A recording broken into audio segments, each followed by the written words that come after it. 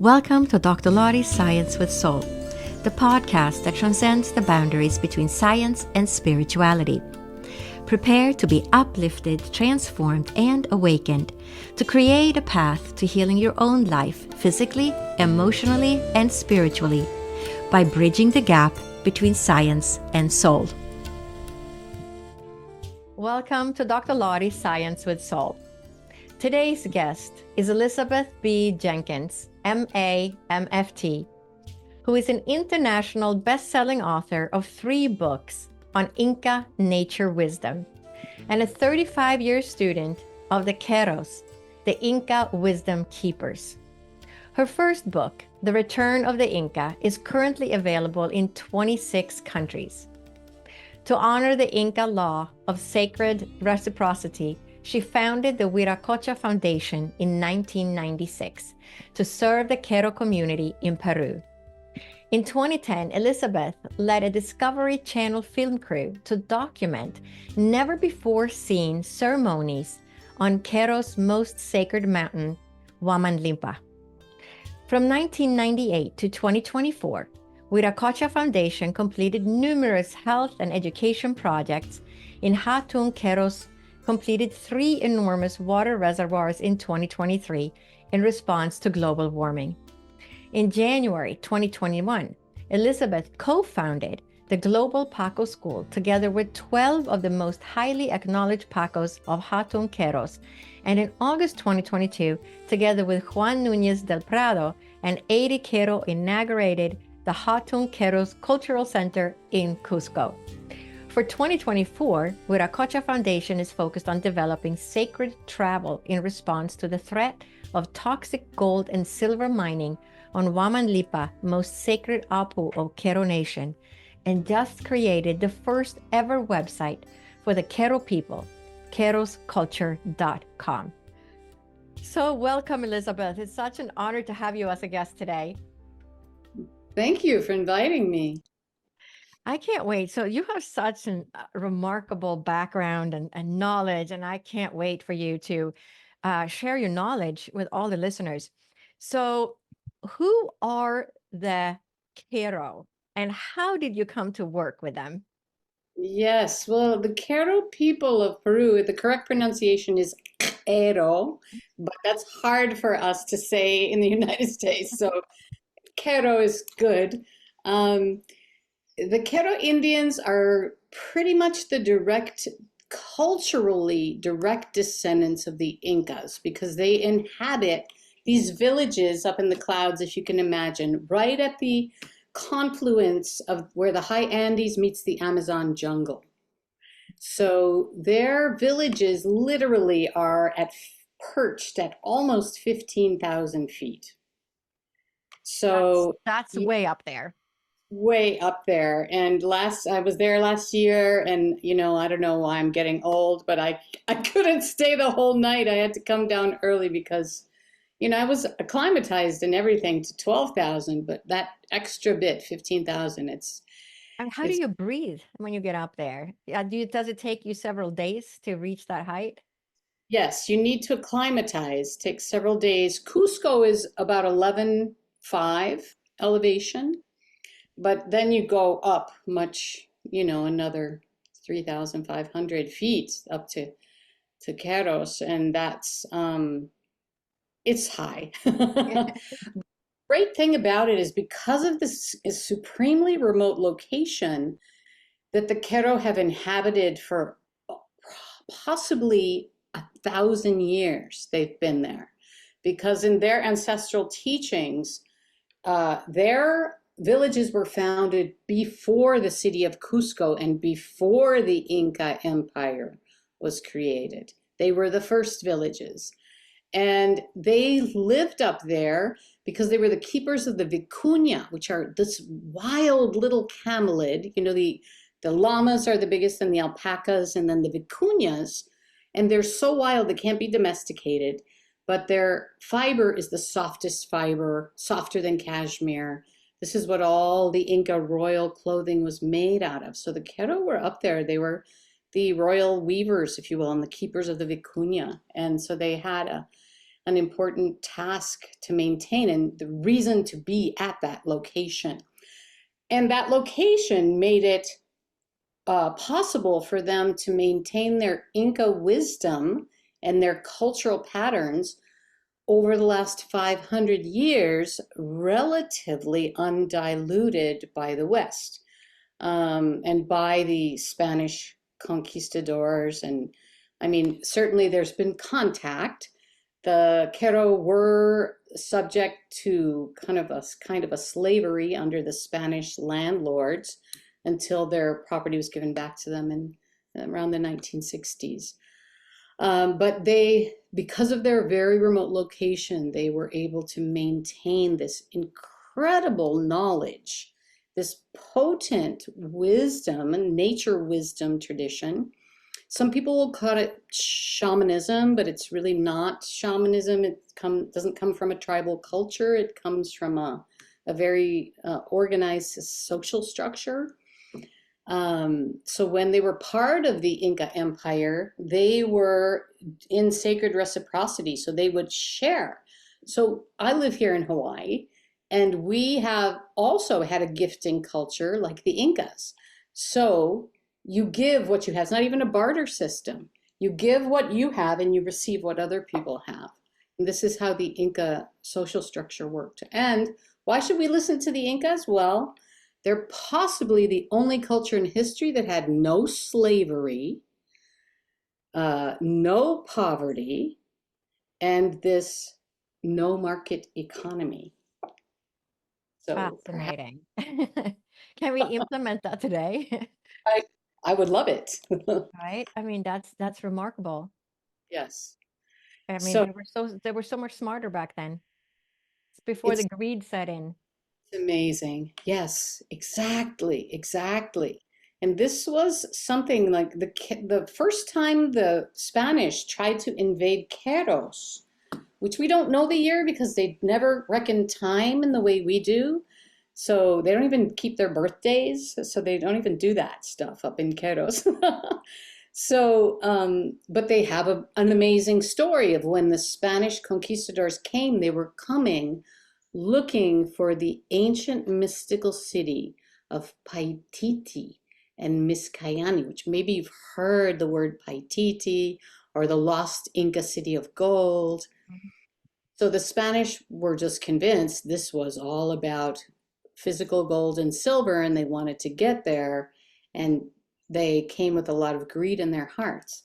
But the Q'ero, with their impeccable system of being in harmony with nature, being in communion and communication with the spirits of the mountains, called the Apus, or the protectors of their villages, the Apus told them these guys with a lot of greed in their hearts are coming.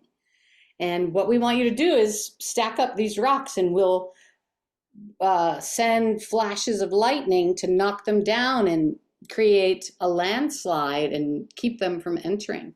So it kept smallpox out of Queros, and it literally stopped the Spanish from entering into Queros way back then. Wow. So I mean, that's really fascinating, but they were higher up. So it's interesting too, how they were so in tune at receiving messages from the mountains and the spirits, right? They were in tune with other realms of existence. And, today we're all searching for that, and people want to learn how to connect, exactly. but Yeah. it's part of who they are. It was just, you're born and then you learn how to tune into it. It's inherent to their being, and it's also how they were trained from birth. And this is why in 2020, actually during the pandemic, when a bunch of them moved to the city because so many people had come looking for them, for their knowledge and their wisdom, that we actually created a global Paco school to train people how to be in communion with they call it the Kausai Pacha, the world of living energies that surrounds us all, right? Mm-hmm. That, I mean, they really, literally live the point of view of a quantum physicist. Yep. except it's a very warm science kind of view. So everything is living energy, everything is alive, everything can be communicated with. It has consciousness, not human consciousness, but a river, a mountain, a stream, a tree, a field, a cave, all has a form of consciousness that we can communicate with as people, as humans, communing with our environments. Yep, And I hear you. yeah, this is So really why we call people have a green thumb, right? Because we resonate and train with everything, whether it has a heart or not. It's just that we're not trained to think that way in the Western world. exactly, exactly. So that's what our training tries to address. But because we are human beings, we can learn this. We can learn what they know and what they've been immersed in. It's a challenge, but we can do it. As we've been training people for the last 5 years, we have 12 Q'ero elders that founded the school with me, and they teach in their native Quechua, and we have a Quechua to English translator who translates exactly their words, which is like beautiful poetry. It's beautiful. The way to say thank you in Quechua is Urpichay son koyay, which means doves are flying in my heart. Mm. And that's only thank you, so you can imagine. Yeah. But you initially asked me, how did I get involved in this? And since I know that you are no stranger to spiritual or numinous experiences, I feel like I have a green light to talk about that. Yep. Absolutely. So in 1988, I was working on my clinical psychology, my PhD, and I started to get really bored with the very cold, hard academic aspect of it. And I said, I really want to learn how to heal people. Like, what helps people? What makes them happy? What makes us well? What makes us, content humans? And one of my best girlfriends said, I'm going to go to Peru and learn from the horse's mouth. I'm going to go study with the shamans of Peru. And I'm like, whoa, okay, bye. And she took off. And about 6 months later, she called me. She said, Elizabeth, it's pretty interesting. I think you better get down here. So I took a vacation. I was full-time PhD. I had a, clinical practice. Yeah, I was working about, 120 hours a week like you do at that stage of your life. And so I took a break. I took 2 weeks off and I went to Peru. But the odd thing was, as I was getting on the plane to go, I had this kind of sense of intense, kind of epic something, and a voice in my head that said, if you go to Peru, your life will never be the same. And I was like, oh my God, what's going on? This is so silly. My psychological self was just like, oh, why am I making such a big deal? It's just vacation. But I knew that something momentous was going to happen. So when I went down there, met her, it wasn't actually, and went to these shamanic ceremonies that, it wasn't, that wasn't it. But when we got to Cusco, I felt a potent resonance through my whole body. I knew where the sacred sites were. I walked right to them. I had such a powerful feeling that I actually went home, quit my PhD, left my fiance, sold all my stuff, and moved to Cusco, right? Wow. I Quite didn't the speak change. Spanish. I didn't have a job. I didn't know anybody there. Your mom is like, what? What are you doing? But I had this deep feeling, this intuition, this feeling that was through my whole body. If I don't do this, I will miss the entire purpose of my life. So I went to Cusco. I found a place, so I got a job. And I started walking around, letting my intuition guide me. And I started asking after the local healers and the healing practices. And one day the phone rang, and this was quite a ways in, about 9 months I had been there, searching. And I went to this local healer who does something called an egg diagnosis. I don't know if you're familiar with it. You take an egg and rub it all over the body and crack it into a glass of water. And she rubbed my egg. And she said, you are not a tourist. You were invited here by the spirits of this place, but you haven't honored them. You haven't made an offering to them. You haven't recognized your invitation properly. And I was like, oh my God, everything you're saying feels so true, but how do I do that? I have no training. I don't know how to I don't know how to offer. I don't know how to respect this invitation. So she said, you must find an Andean priest to help you, someone who can speak to nature, who can speak to the spirits of nature. So I went all around Cusco like, oh, are you an Andean priest? Are you? You look in the yellow pages, they're not listed. They're not. No. I finally, in a sort of Minnesotan, I grew up in Minnesota, Minnesotan kind of fit of independence. I couldn't find one. I said, okay, I'm going to do it myself then. So I sat down. It was 9 o'clock at night. In Cusco, you're at high elevation, so it's freezing cold at night. I had my windows and doors bolted shut with these big, heavy wooden shutters. And I said, okay, I'm going to meditate. So I sat in my little meditation posture, facing the big mountain called Apu Ausangati. That's the boss. Everyone knows in Cusco, that's the boss. So I sat facing that mountain, like sitting in my little meditation posture. In about 5 seconds, I was flat, laid out, face down, in a prone position in front of the Apu, in front of this mountain. My whole body was shaking, and I see, in my mind's eye, I see this man sitting on top of the mountain looking at me. He did not look happy. And I said, oh, this is an image in my mind, right? The Western mind never gives up. It's just like, oh, seeing an image in my mind. And at that moment, this freezing cold physical wind comes blowing over me. No way that it could have come in my room. Everything was locked down. Physical wind blew out one of the candles I had lit, and this image in my mind says, oh, so from an ice peak, you're expecting a warm breeze, sense of humor and everything. And so at that point, I really put my tail between my legs, and I'm like, Lord of the mountain, I am here to ask your permission and your blessing to work in this place. Thank you for the invitation.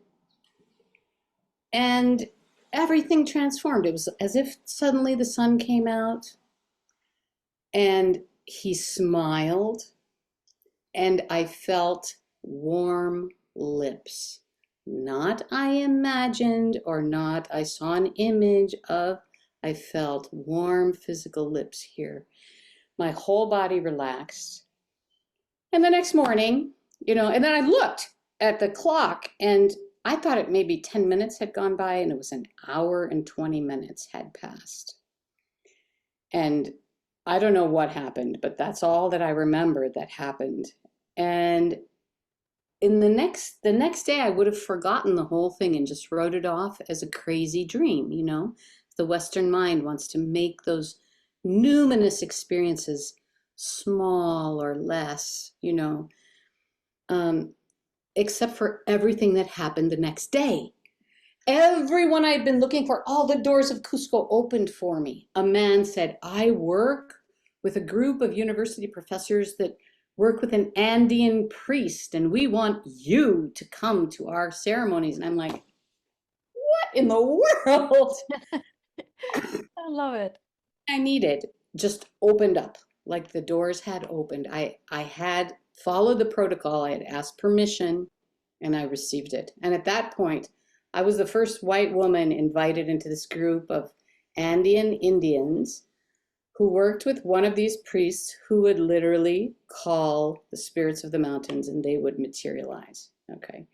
So after that, my life turned into an Indiana Jones movie for the next 2 years, and all of this crazy stuff happened that, you know, most people wouldn't believe, but I had the luck to have the word impossible removed permanently from my dictionary. And, you know, and then it went on from there. And from there, I met a man who was an anthropologist who could make the bridge for me, who could explain the Andean tradition in Western terms and helped me to understand. And then he brought me to the Q'ero and said, because I had heard even back then when I first got to Cusco, there is a group of pure Incas that still live up in the mountainsides. And you know, it was like, whoa, maybe one day. So a couple of years later, there I was on my way there. And so I've been with the Q'ero for 36 years now, studying and learning from them. The entire spiritual tradition is considered to be feminine because it is based in the power of Pachamama, Mother Earth. And these beings called the Nyustas, who are the primordial forces of creation and manifestation. And they have a whole system of how you speak directly to these forces so that you can literally manifest your dreams, that we as a culture and a society can manifest a more harmonious and beautiful way of living. And all their prophecies about the future are gorgeous, about a golden age of humanity that we can bring into being when we understand their technology. Yeah. So that is my mission. Wow. So can you tell us about the unique nature of the Q'eros and Inka prophecies for this time? Absolutely. I'd be happy to. So the Q'ero, the Incas in general, have a way of reckoning time that is more like there is an era, and then there's what they call a Pachacuti, a world reversal, a kind of cosmic disorder that allows the birth of the next era. So they say right now we are in this stage called the Taripai Pacha, which is, sorry, these are all Quechua words which are loaded with meaning. It's paragraphs in English to describe them. So Pachacuti Inka was the 9th Inca who turned the Inca kingdom to a little 25-mile around Cusco, little beautiful harmonious kingdom into one of the largest subcontinental empires on earth in only 150 years. He started that process. So that's why he was named Pachacuti.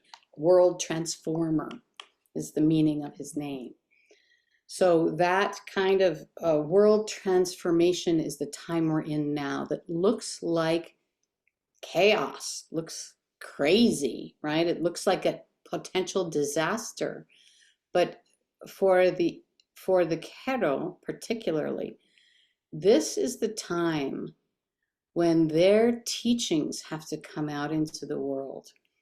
And part of their teachings are that human beings are not born from 2 parents. We are born from 4 parents.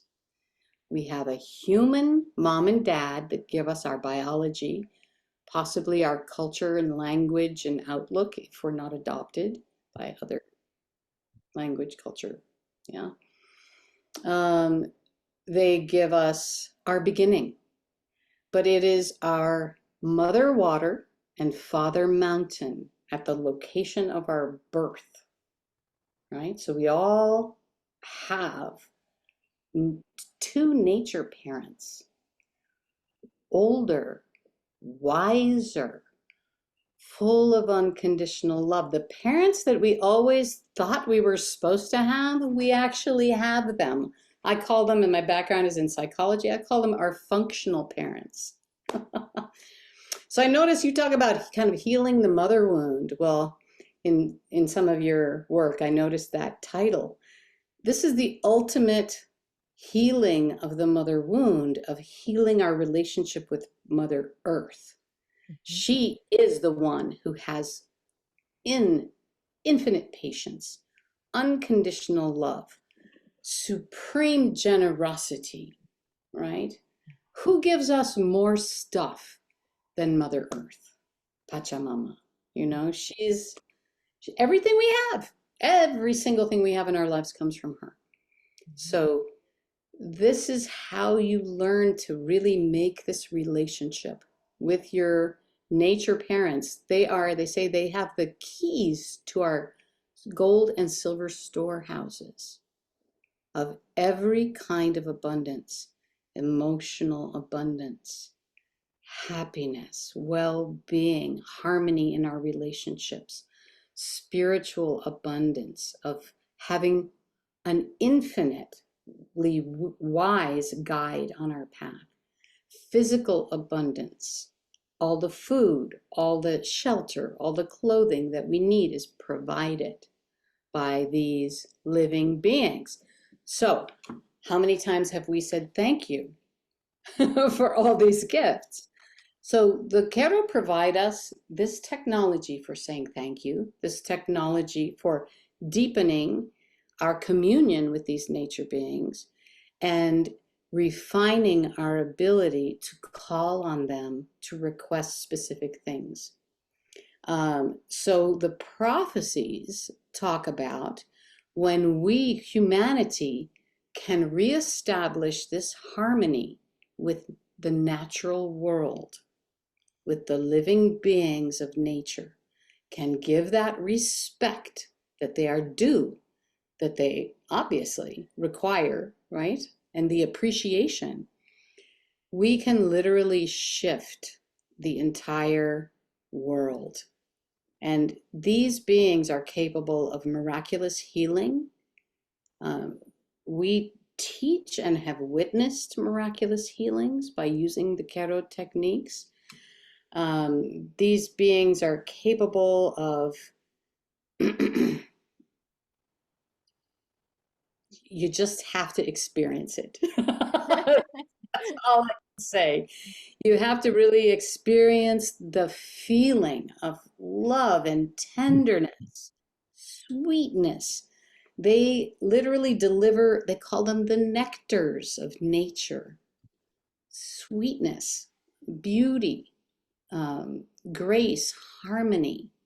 So all of this is where the Incas saying, the Inka Prophecies and the Q'ero Prophecies say, we have the potential to bring that kind of a world into being by participating with great nature in a conscious, responsible way. Also, when you ask for these things, there's a little notion called mañariqui, which means you ask without greed, only for what you can be responsible for and give back to your community, right? So that's part of the wisdom, the nature wisdom. You ask and you give, you receive.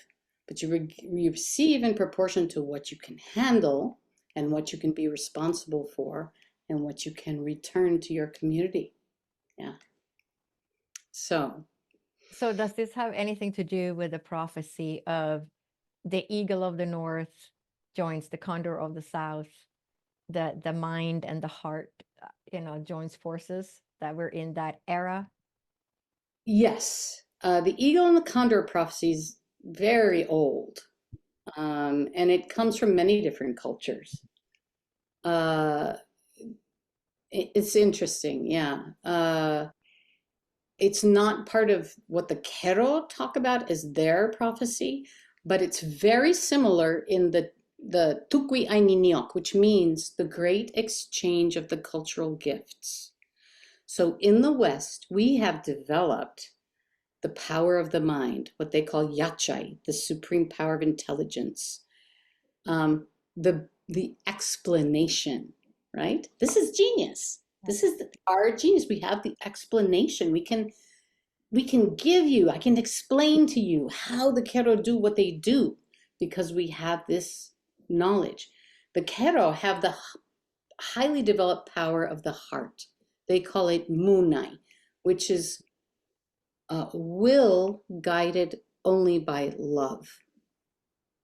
Imagine if every act of will was guided only by unconditional love. We could not go wrong. Yeah. So love and will together is the power of the heart, making things happen. This is part of their ability to do miraculous things, miraculous healings, other things. And the power of the body is the power of the physical world to do things physically. It's called yankai in their tradition. It's muna yacha yankai. And ati, I love this. Ati, this little word in Quechua means the power to begin a creative act and complete it, bring it to fulfillment. Yeah, so when we lecture in the universities, all the professors love this power. They want, can you please imbue my students with that? Because they need to, but all of us need this, right? Because we could have so many creative ideas, but if you can't bring it fully to fruition, yeah. So this is part of what they talk about. Each culture has developed one of those aspects of our human nature. And when we share all those powers together, this great exchange, that is what brings about this golden era. Yeah. So it's a very... Yeah, go ahead. It's a very positive, it's a very proactive prophecy. It's not one where you sit around and wait to find out if it happens. You are engage it and you work it. Yeah. Yeah. You mentioned miraculous healings, that they know how to, do that and how to provide a miraculous healing. Have you ever seen one or can tap into that? Yeah, I have. We've experienced them in our school because they are training us in their healing methods. This is a challenge, right? Because what they say constantly is, we were never allowed to ask our teachers questions. We followed them around and we did what they did. You're in service to your teacher for 5 or 10 years, chopping wood, carrying water, all that kind of stuff. And we, as Westerners, the only way we have this amazing luxury of asking them all these questions, and they are telling us what to do. They're giving us the protocols, but we have to do them. Yeah. The first protocol, just to give you an example, is waharikwi. It's the invocation, in which you must gather all of this deep, passionate love in your heart and bring it out in beautiful, glorious, exquisite words of praise that you speak to your nature beings. And you give them that, you establish, you gain the right to receive their living energy back. Okay, so I don't know of a lot of trainings in our Western culture that teaches you to pull this passionate love out of your heart and provide it with beautiful words through your voice, your breath, and your sacred prayers, right? So that's part of it.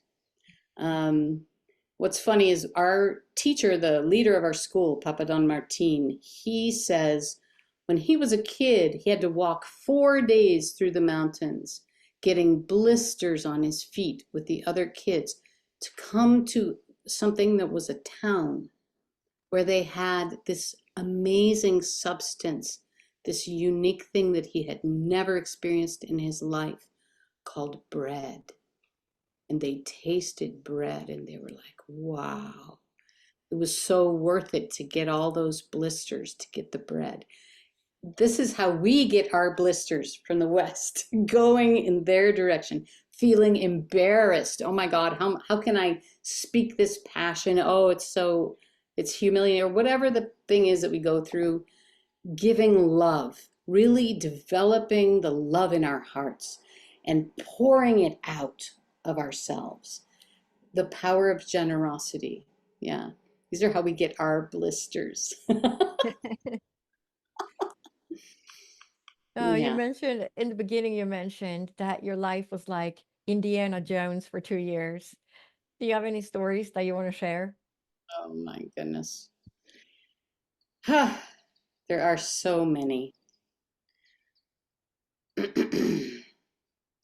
Mm. Well, so I've written a lot of them in my books. My first book is called The Return of the Inka, though I do have to say my editor made me leave most of the really crazy ones out. Just because they, people think this is a work of nonfiction. And if you tell people the truth, it will seem like fiction. But I guess I can say it this way. If for those of us who have read Isabel Allende's books or Gabriel Garcia Marquez, they talk about a different kind of world in South America that's called magical realism. Let's just say that in South America, I've come to conceive of it as a different energy field because the collective consciousness holds different things as true and possible. And so different things happen. Beings materialize from the non-physical into the physical plane. Yeah. We had the experience of seeing, meeting, and greeting one of the Apus in human form one time, who was playing a big joke on us. She appeared as kind of a drunk woman who wanted to speak to all of us and shake our hands, but she would only speak to the women in the group. And there were 8 of us in the group, and she had 8 alpacas. And if you looked at them, you could see how each one of us, the alpacas was one of us. It was like what do you call that? Like a mockery of each one of us. It's like an exaggerated caricature of each one of us. And we met her, we spoke to her, I shook her hand. She had the softest hands I've ever felt in my life. And we passed her, and when we got to the other side, someone in the group turned and said, "Oh my God." She told us that she came from way up on the mountain and that she was going to a funeral, but she wasn't wearing black.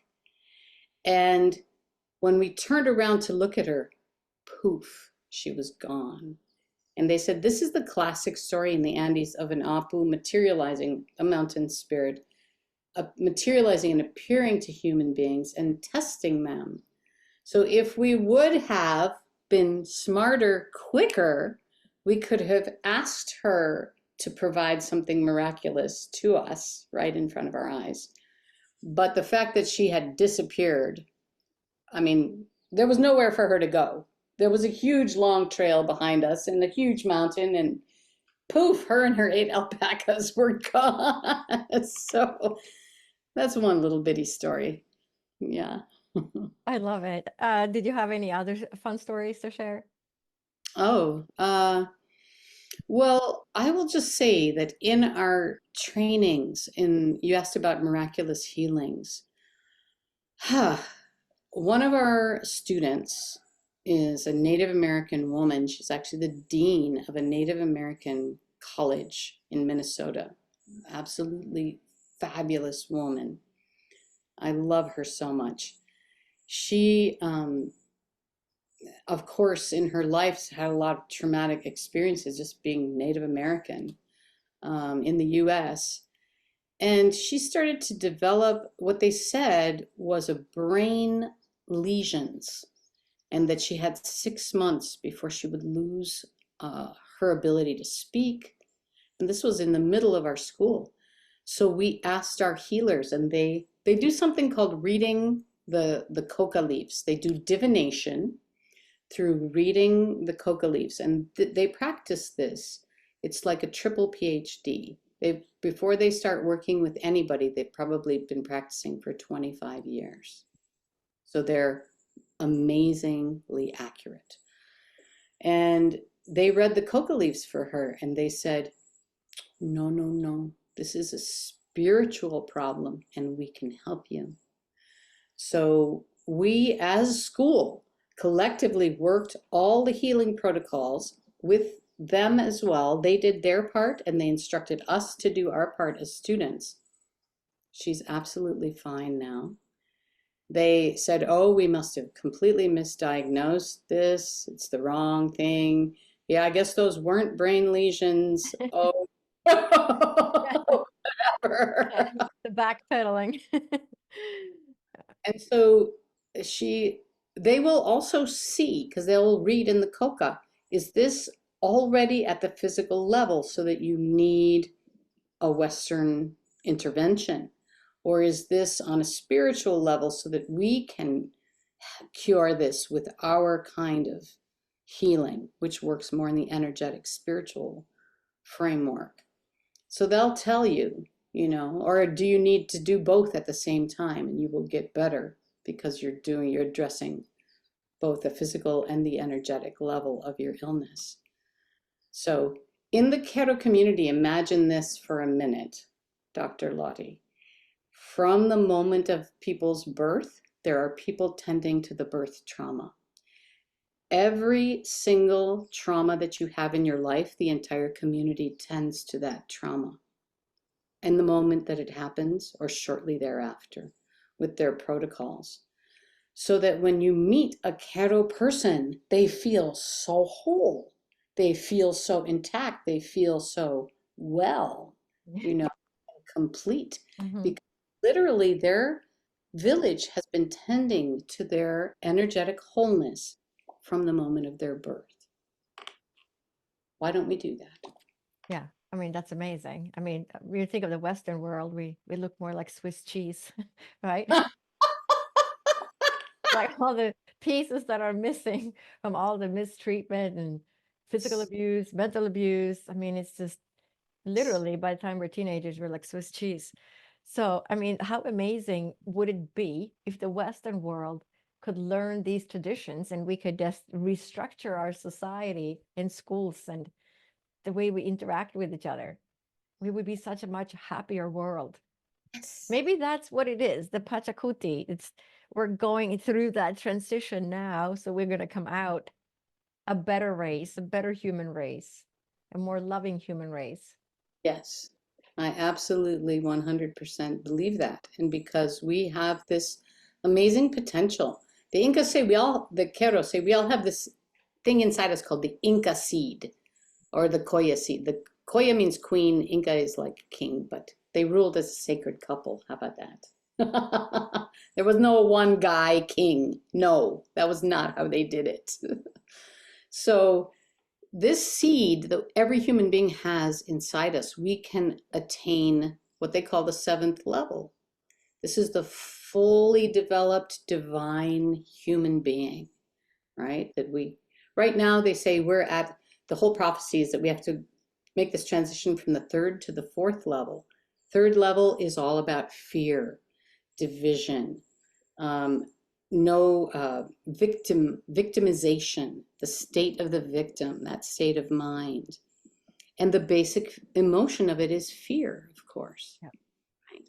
The 4th level is when enough humans get to the place of taking on personal authority, of no longer projecting the shadow outward, of literally behaving as an act of love and will, that will create the energetic womb or energetic environment for the 5th level, who are the miraculous healers that can heal every illness, every time, one touch.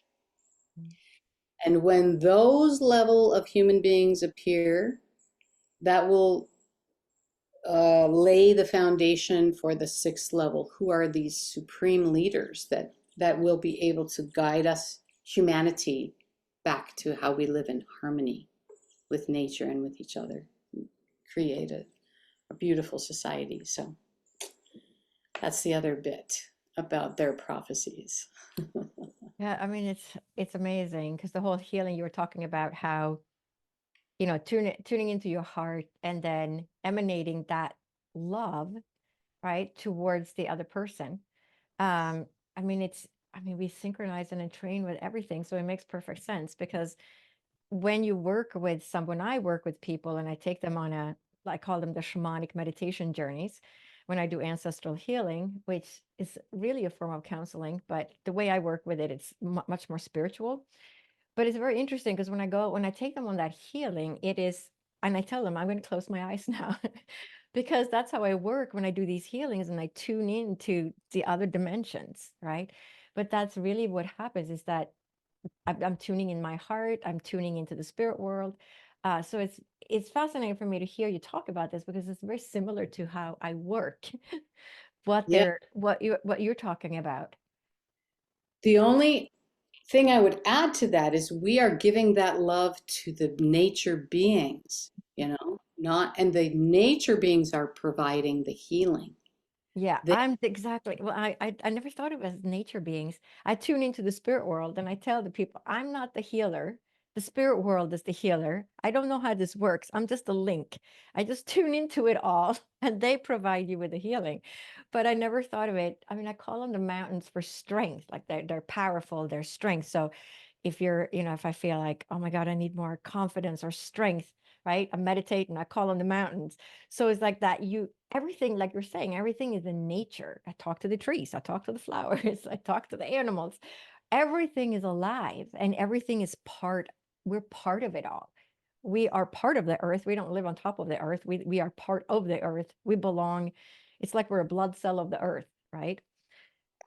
And we're part of the earth.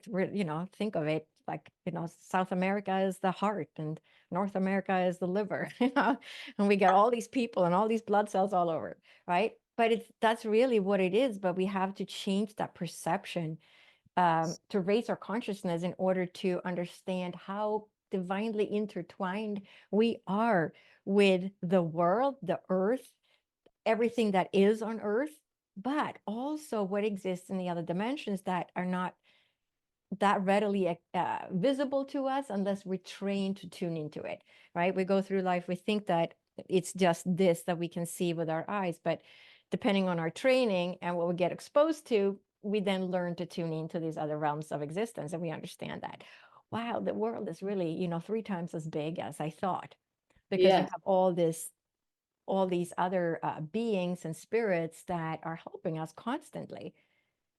And what I love about it is that you kind of have to attain this amazing kind of place that is so supremely humble, so much humility, and at the same time a kind of command. It's such a curious kind of juxtaposition. And this is what I see in our teachers, our masters in the Q'ero, when they do their invocations. It's with so much passion and love and so much humility of recognizing these larger living beings, this larger living system that we're part of.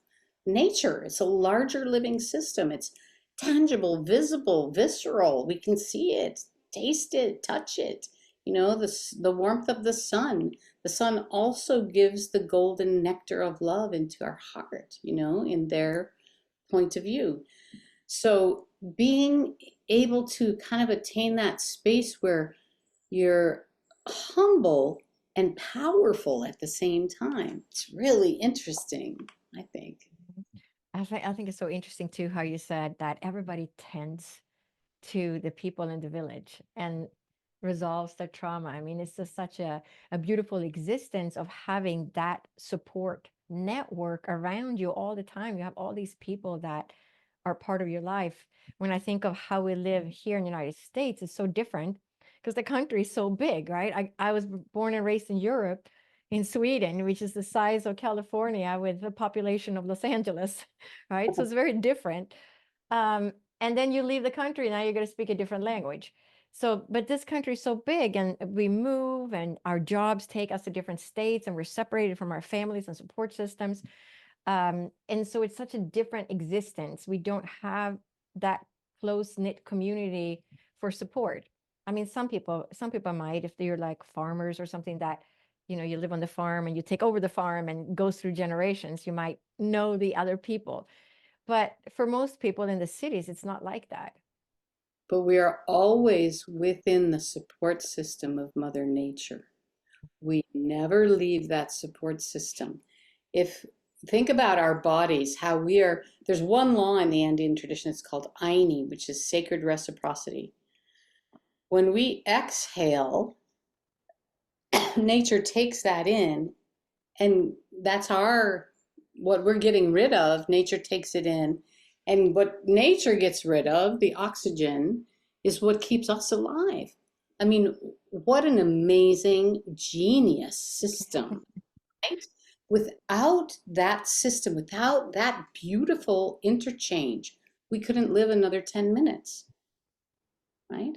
But the Incas built all of their sophisticated knowledge of how humans and nature, excuse me, are designed to interact, looking at these facts. This is a biological fact. Well, as along with the oxygen nature produces nectar. Why do we want to go outside when we don't feel good? Why do we do that? It's so innate, right? Oh, I got to go out for a walk. Because nature is producing this living energy that is refreshing and restorative to us.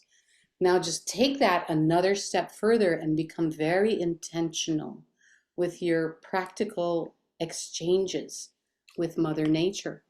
And wow, what can happen? Right. Miracles, for Yeah. sure. So, in your book, The Fourth Level, you introduce 7 energy principles that connect us to nature, along with practices to experience these principles. Can you elaborate on one of these principles and how it can help individuals increase their nature intelligence? I, I mean, we could do one of the exercises right now, or I can tell you about the Inka Energy System and how it relates us directly to nature. Up to you. Yeah, tell us how it relates to nature. Mhm. This is really cool. The Incas have a whole energy system that they call the mystical eyes of the body. So, starting at the tail, we have something called the Sikinyawi, the tail eye. And that is how we are directly, intimately related to the mother water, all water. I find it fascinating that the Inka energy system begins with water at the base, not earth. So I think this system comes from before people got out of the water and started walking around on the land, right? We started in the water. This takes us all the way back to there. So part of the training is that you can go to the base of your spine, the sacrum area, and learn to open that, release heavy energy from that area, and receive the finest energy of the mother water, the nectar, the spiritual essence of the water, and that it belongs in the tail. That's a natural home in the body. The next eye you have is the Cosco, the belly eye. So Cusco, the ancient name is Cosco, which means navel of the earth. This is the center through which we open and connect our energetic umbilical cord with the earth. Okay. So we can release any heavy energies, things that are ready to come out of our body. Heavy is not negative. There's no such thing as negative energy in this system. It doesn't exist. It's either heavy, needs to be digested, or it's refined. And anyway, that's a whole nother story, but it's a very potent cure for all the fear in the Western world and all the fear, and you need protection from all these negative things. Ah, please, this is no. We don't need that. This is a system based on love and trust, and it works. So you connect your belly eye to the earth, and you receive the nourishing nectar of Pachamama, of Mother Earth, right? This is the ultimate healing, especially for any kind of women, anyone with mother wound, right? Because we are expecting our human mother to provide like Mother Earth does, but she cannot, because she's a limited human, but Mother Earth can. So this is what we plug in. Our hearts open like flowers to the sun.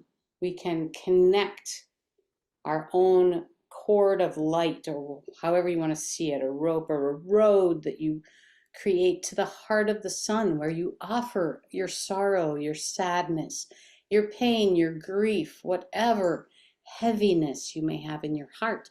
You offer it to the heart of the sun, and you receive the nectar of the sun in your heart, right? The sun is lighter than air, makes helium. The sun produces helium, right? Those fusion reactions, lighter than air. So you become lighthearted. Our throat eye, it's called our heart eye. So through it, you can give and receive, just like our physical eyes. So the next one is the throat eye, that's connected to the wind, moon, and stars.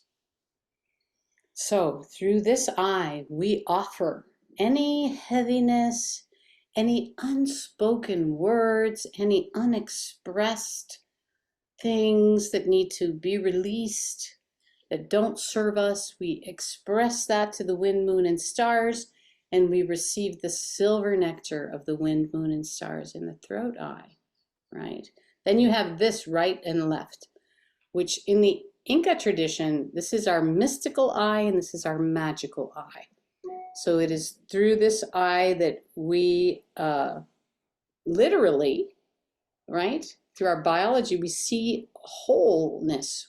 We see specificity with the right eye, and we see wholeness with the left eye. So that's why movie producers put the image they want you to see more on the right side of the screen, right? Because that's your right eye sees specifically. So the mystical and magical eyes, and this one is number 7. We get 7 eyes in the system. So this 7th eye, what they call the third eye in the Hindu tradition, these 3 eyes are connected to the cosmos.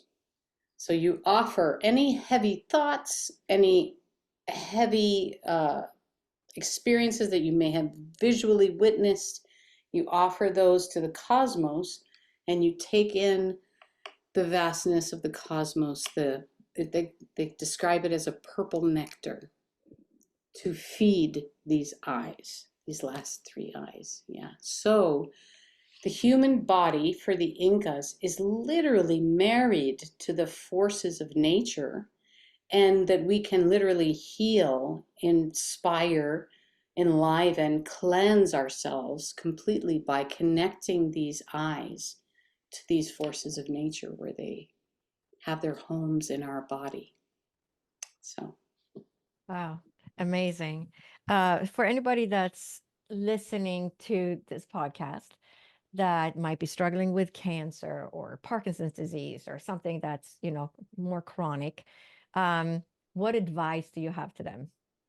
so I would say go to my website and listen to these nature meditations and receive the finest energy of the cosmos. Release your heavy energy. Right? There's no shame. We eat and we excrete. This is nature. This is how we're designed, right? So it's the same with living energy. We take in living energy and we release the living energy we don't need. The heavy, the body naturally knows how to sort that out. And they say through the belly eye, we literally have a beautiful practice called eating the hucha of other people, right? So you eat their heavy energy. Beautiful practice. Yeah, people are afraid of it. Oh my God, no. Oh, dangerous, No, this is is it dangerous to eat food and, release it, what you don't need from it? Is that dangerous? No, it's nature. It's how we're designed. So we have the same, we have a physical stomach to eat and digest physical food. We have a spiritual stomach to eat and digest living energy. So if we learn how to continuously, I call it bubble hygiene. They call your energy field the bubble, literally in Quechua. The pokpo means bubble. So if you maintain your bubble hygiene, you are going to feel better. Yeah, you are going to feel better. And this is a simple practice that we can do. It's not hard. It takes 10 minutes. Receive the finest energy of nature and release our heavy energies. This is something we can do. And if people are really interested, we just made the Q'ero's very first website where you can literally go and book a healing with them, where they recuperate all of the missing bits of your life force that gets knocked out due to trauma. So they do that. That's their principal healing practice. And they teach kids, literally kids at 11, 12, 13 are doing this for other people in the community. So that's something that they're constantly learning and being taught. Yeah. And what's that website? That website is called Q'ero's Culture. I'm going to put it in our little chat. QEROSCULTURE.com. Q'erosCulture.com. And literally, people, you can book this via Zoom. You can book a coca leaf divination. You can book a healing. And the money goes to support these people who are some of the materially poorest people on the planet. I think spiritually richest from my point of view, but you decide. So it goes to help their whole community. Yeah. Yeah. I mean, that's amazing. So we're going to make sure to put that link in the podcast notes as well. So I just typed it onto to my little Word document here. But before we wrap up, I have one last question. What do you think is the meaning of life? Oh. The meaning of life is to be joyously, wildly, and just a little bit crazily happy. And emanate that and give that to everybody around us. I love that. That's great advice. And do you have any courses or events coming up? And how can people learn more about you? Find They your can books? to we'reacoachafoundation.com. When I first wrote my book, because we have this one law of sacred reciprocity, if you're going to receive, you got to give back. So I founded this nonprofit to help the Q'ero. One of their prophecies talks about the glaciers will start to disappear. That's a sign of the world reversal. And unfortunately, those glaciers disappearing mean they lost their water source. So we just installed 3 huge water reservoirs so they can catch rainwater during the rainy season and have it. There were 3 villages that had no more water. So Wow. we want the Q'ero to be able to stay up there. The other immediate danger is people are trying to, there's a lot of gold and silver on their sacred mountain. So people coming in, the government has already sold 60% of the concessions for mining, toxic extractive gold and silver mining. So if you care about that and you want to help us out, you can see that we talk about that more on Q'ero's Culture.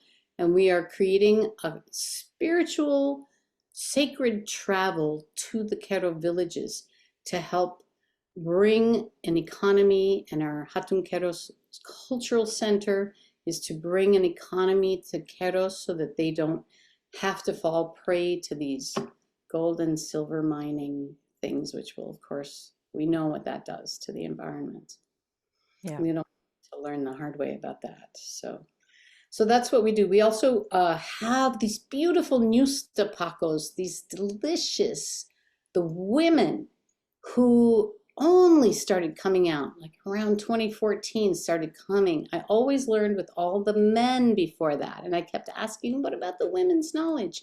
So in 2014, all of this beautiful feminine mystical knowledge of the Andean tradition started coming out. And we will have the news topacos here on my farm in Hawaii. I am an organic farmer, by the way. That is the other thing we do here. And they will be here to offer teachings in January of 2025. And that is when our school opens again for the next year. So if people are interested in learning these healing techniques of the Q'ero, they can join our school. It's called the Global Paco School. And Paco is an initiate in the Andean tradition. And that's where that is to be found on the Wiracocha Foundation website. And we put food on the table for all of our Q'ero masters all through the pandemic by having them teach online their amazing wisdom. So our next session will start in the end of January 2025. So people can sign up for the Global Paco School. It's quite an intensive experience. You have to become ready to get your blisters. Right. But this is teachings online, so you could really be anywhere in the world. You can be anywhere in the world. It's a worldwide community of people. And you come and study with them. It's 2 hours a week. It's 3 12-week sessions spaced throughout the year. And so it's a 36-week program. We do our ceremonies. We meet, as our teachers say, in the heart of the computer. I love it. But that's so fantastic because it gives access to so many people across the world that would like to gain knowledge. So it's so wonderful that you created all these things and allow this to take place so that transition of the knowledge can get to the Western world and all the other communities across the world. Yes, and even people in Peru can't access these teachers because I have a 36-year relationship with them, because we've gone into their villages and created clean water projects and education projects for their kids. Their kids have come and lived with my kids in Hawaii for 3-4 months at a time and gone to school here because we have that intimate connection over many years. That's why we have access to these incredible, they're like, each one is a library of wisdom. They're just beautiful. And there's 6 men and 6 women. Wow. Well, it's been such a pleasure to have you as a guest today and share all this wonderful information with everyone. And I'll make sure we're going to put all the links in the podcast notes. So it should be easy for all you listeners to find more information and sign up for, this wonderful class as well. So again, I want to thank you so much for taking the time and being a guest today. Thank you. It's my pleasure. Thank you for all you do. As we conclude this episode, I want to express my heartfelt gratitude for your presence within my community. If you haven't yet, make sure to subscribe, comment, like, and share this podcast episode. Join my free newsletter in the show notes and receive new podcast episodes delivered right to your inbox. If you resonate with the interconnectedness of mind, body, and soul, and are motivated to embark on a journey of personal healing, I invite you to connect with me at drlottie.com. Together, we can pave a path towards transformative healing in your own life.